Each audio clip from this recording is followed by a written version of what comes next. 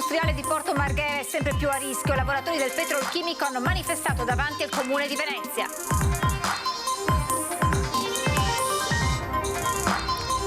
Il Ministero delle Infrastrutture e dei Trasporti ha stanziato 3 milioni di euro per i porti di Venezia e Chioggia. Serviranno ad eseguire progetti mirati di riqualificazione e adeguamento delle strutture. Pronto il piano di limitazioni al traffico in caso di emergenza inquinamento. Tornano i 3 colori a indicare i livelli di allerta. Possibile la deroga agli Euro 4 diesel con autocertificazione. Prime conseguenze del voto del 25 settembre anche al Consiglio Comunale di Venezia. Dopo essere diventato il primo partito in città, Fratelli d'Italia chiede di contare di più nelle decisioni di giunta. Cacciatori provenienti da tutto il Veneto hanno manifestato a Venezia contro la sospensione del calendario venatorio, rigettato dal Consiglio di Stato l'appello della Regione contro la sospensiva del TAR. Molti produttori agricoli veneti che hanno preso parte alla protesta al villaggio Coldiretti di Milano contro i rincari è a rischio, dicono, la tenuta delle nostre imprese. A San Donà una singola donazione d'organi ha consentito di aiutare 5 persone a rimanere in vita o comunque a migliorare la propria qualità di vita. Al lavoro un'equipe di 70 persone. Buonasera, ben ritrovati con le notizie da Venezia e provincia. Dunque, dopo anni di continue dismissioni, il futuro industriale di Porto Marghera è sempre più a rischio. E così i lavoratori del petrolchimico hanno manifestato questa mattina davanti al comune di Venezia perché si prenda a carico del problema. I lavoratori del petrolchimico di Marghera e degli appalti cingono idealmente d'assedio la sede del Comune di Venezia per chiedere urgentemente piani che garantiscano un futuro industriale a Porto Marghera, la cui dismissione va di pari passo a quella della città. Nei primi anni 70 il Comune di Venezia aveva più di 360.000 abitanti e oltre 40.000 lavoratori impiegati in quello che allora rappresentava uno dei più grandi distretti industriali d'Europa. Oggi il Comune di Venezia è sceso a poco più di 250.000 abitanti e a Porto Marghera lavorano meno di 10.000 persone.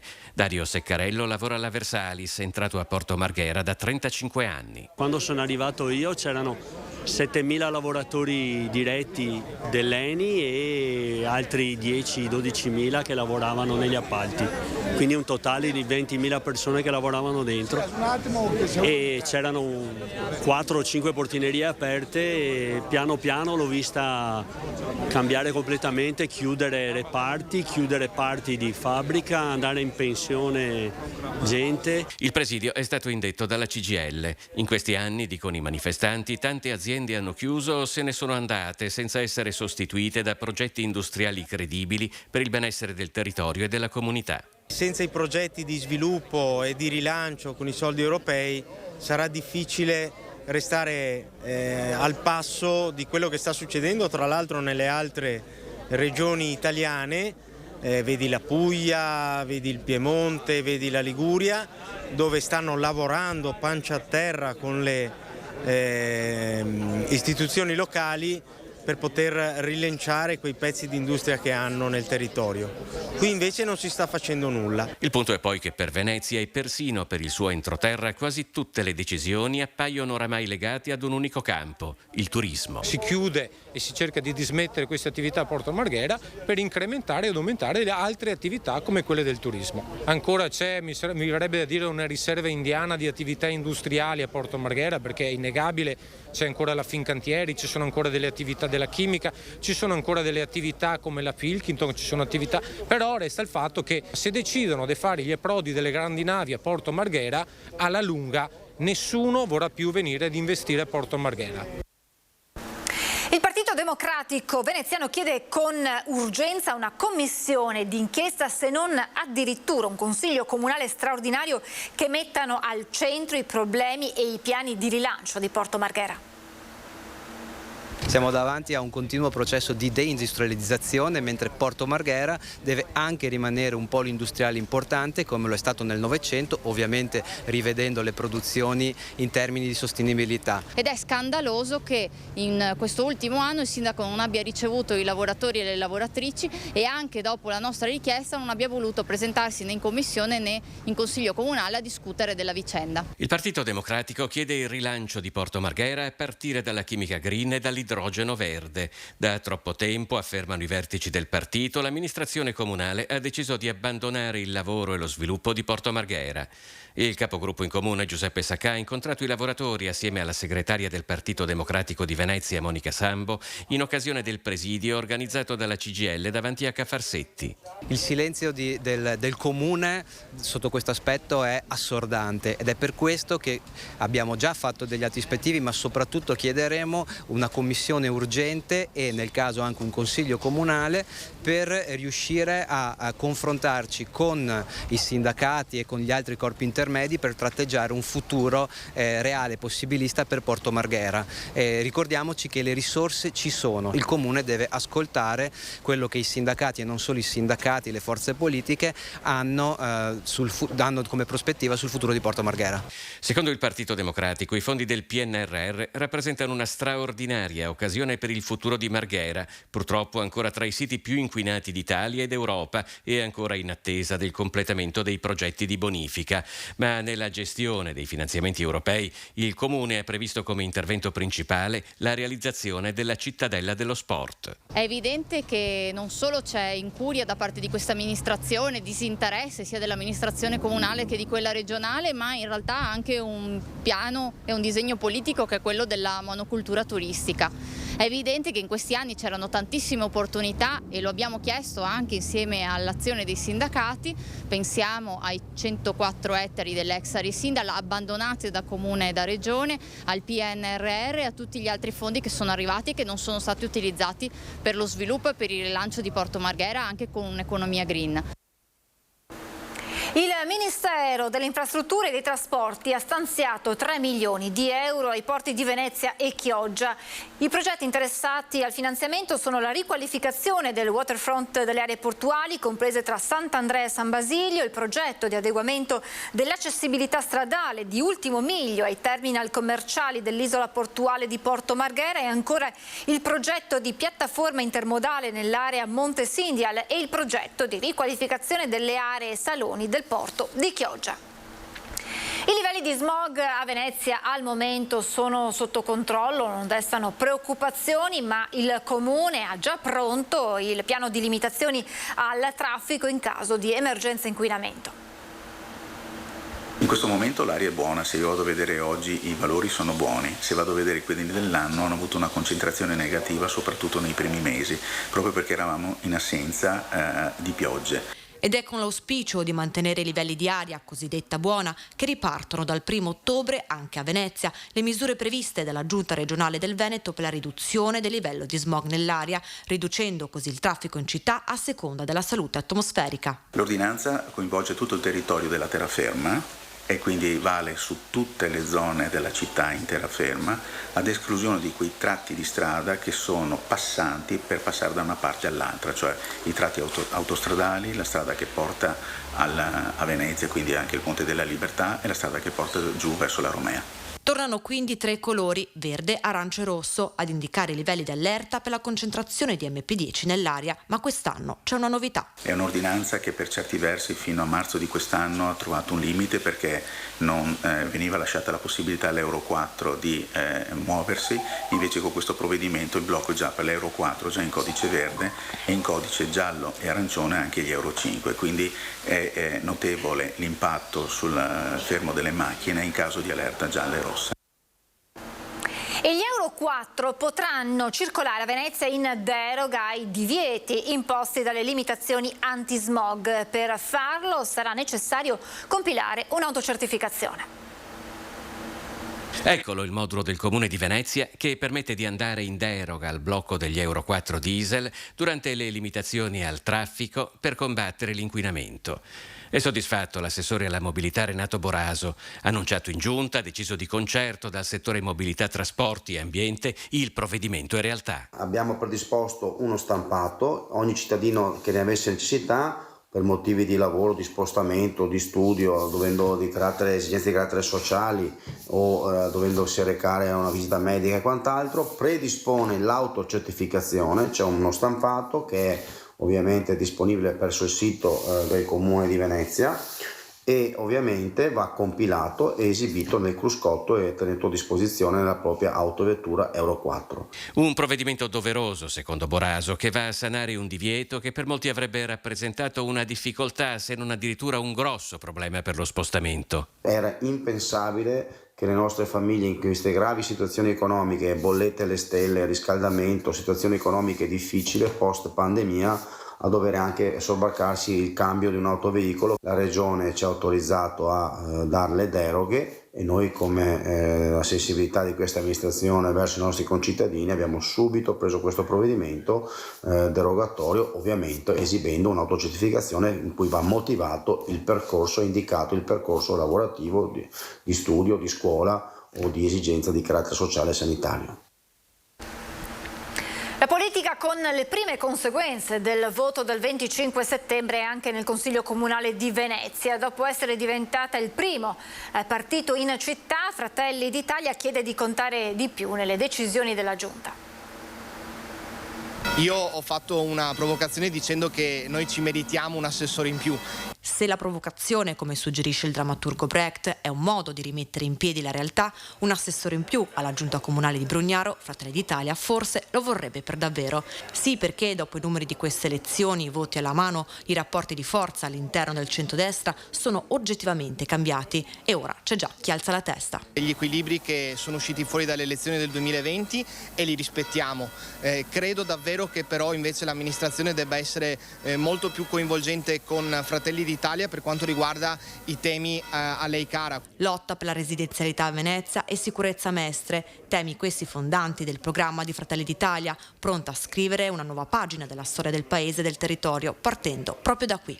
Negli ultimi anni abbiamo combattuto tanto con l'amministrazione affinché zone molto degradate come Via Piave e dintorni siano in qualche modo ripulite da quelli che sono degli elementi che portano degrado in città, e abbiamo sempre dato colpa in qualche modo al governo. Ecco, adesso al governo ci siamo noi e non vedo l'ora di attendere Giorgia Meloni qui in città come Presidente del Consiglio e qualunque Ministro dell'Interno che sarà. Perché? Perché dobbiamo dare risposte a quei cittadini che per tanti anni ce le hanno date. Risposte che il partito di Giorgia Meloni si impegna a dare ai cittadini, ma altrettante risposte che Fratelli d'Italia attende anche dalla Giunta Brugnaro. I cittadini ci hanno dato fiducia a livello nazionale, ma ci hanno dato anche una grossa fiducia a livello locale. Credo che l'amministrazione e il sindaco Brugnaro, che è un sindaco capace di ascoltare i propri alleati, saprà dare delle risposte anche a noi. Pochi istanti di pubblicità e poi torniamo di nuovo in diretta tra poco.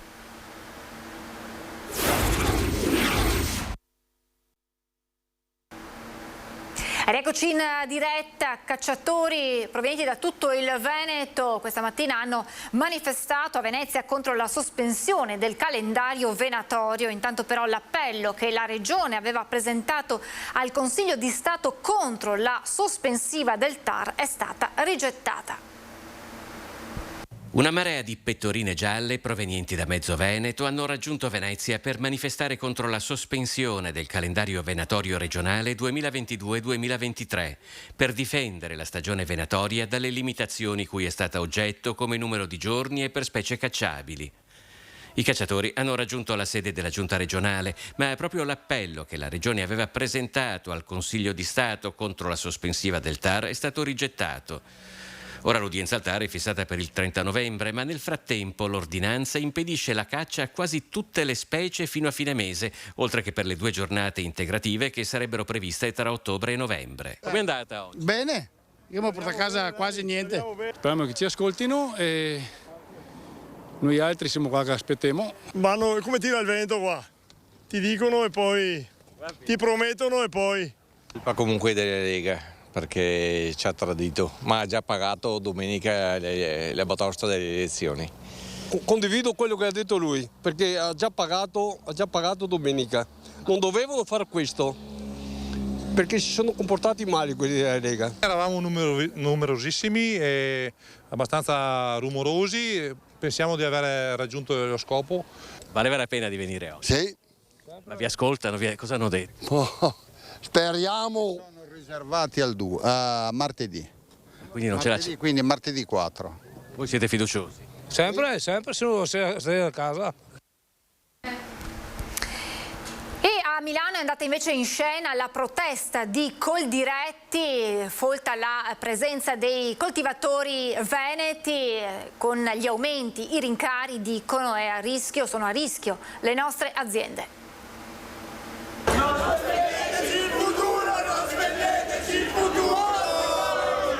Una 3 giorni di manifestazione del mondo agricolo e sono già 100.000 gli ospiti arrivati al villaggio Coldiretti di Milano in solidarietà ai produttori piegati dagli aumenti. Rincari che mettono a rischio la sopravvivenza delle aziende e con loro i prodotti tipici che hanno fatto conoscere l'Italia e il Veneto in tutto il mondo. E a Milano nutrita la rappresentanza veneta per chiedere interventi urgenti perché spiegano il tempo delle parole è finito, adesso bisogna fare presto. Con il rincaro dei prezzi vediamo che la situazione diventa insostenibile per i nostri contadini e quindi siamo venuti qua per cercare di provare tutti insieme a dare una mano a noi stessi e anche a quelli che sono i nostri cittadini, perché dipendiamo da quelle che sono le nostre culture, le nostre risorse che sicuramente sono meglio di quelle che possiamo trovare al di fuori dell'Italia e dell'Europa. Per chiedere aiuti al comparto agricolo, che è il settore strategico per il nostro Paese. Gli agricoltori vogliono continuare a produrre ma non possono farlo in perdita e stanno pagando a caro prezzo sulle loro aziende tutti quegli aumenti che anche sulle nostre famiglie stanno ricadendo. La giornata è stata anche l'occasione per far conoscere ai visitatori e soprattutto ai più piccoli le produzioni agroalimentari che caratterizzano i nostri territori. Per far conoscere, per far toccare con mano i nostri cittadini, i nostri consumatori, il meglio del nostro Made in Italy. L'agroalimentare a livello nazionale cuba più di 500 miliardi di euro e solo a Padova abbiamo più di 1 miliardo. Il tragico evento, la scelta di donare gli organi, la staffetta di decine di professionisti per concretizzare una donazione che ha consentito di aiutare 5 persone a rimanere in vita o comunque a migliorare la propria qualità di vita. Nei giorni scorsi all'ospedale di San Donà di Piave il coordinamento locale trapianti ha effettuato una donazione multiorgano che la centrale operativa del Nord Italia ha destinato a persone di Veneto e Lombardia.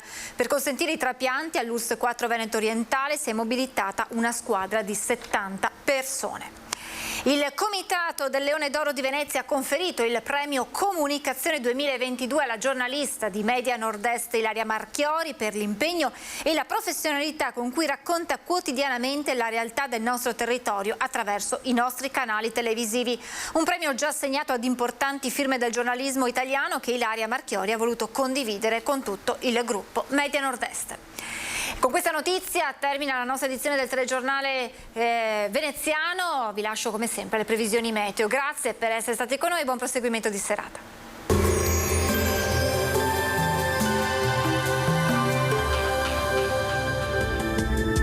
Bentrovati al meteo. Si avvicina lentamente l'alta pressione, ci attende un weekend all'insegna di un tempo sostanzialmente buono. Vediamo insieme il dettaglio di sabato 1 ottobre. Sul Veneto il mese inizia all'insegna di una prevalente stabilità atmosferica. Fino al primo mattino probabili nubi basse e locali nebbie in pianura e in qualche fondovalle. In seguito cielo sereno o poco nuvoloso con occasionali addensamenti in montagna. Temperature in ripresa, minime tra 8 e 13 gradi, massime invece comprese tra i 19 e i 22 gradi all'incirca. Spostiamoci ora sul Friuli Venezia Giulia, anche qui sarà soleggiato ovunque, cielo un po' più nuvoloso sui rilievi e nel pomeriggio saranno possibili deboli piogge su Alpi e Prealpi Giulie. Temperature minime sui 12-15 gradi, massime intorno ai 18-21 gradi. Infine diamo uno sguardo alla situazione del Trentino Alto Adige, anche qui sole prevalente. Sui settori di confine la nuvolosità rimarrà intensa e in serata saranno possibili deboli piogge. Temperature minime intorno a 11-13 gradi, massime infine sui 19 all'incirca. Dal meteo per ora è tutto, vi auguro come sempre un buon proseguimento in nostra compagnia.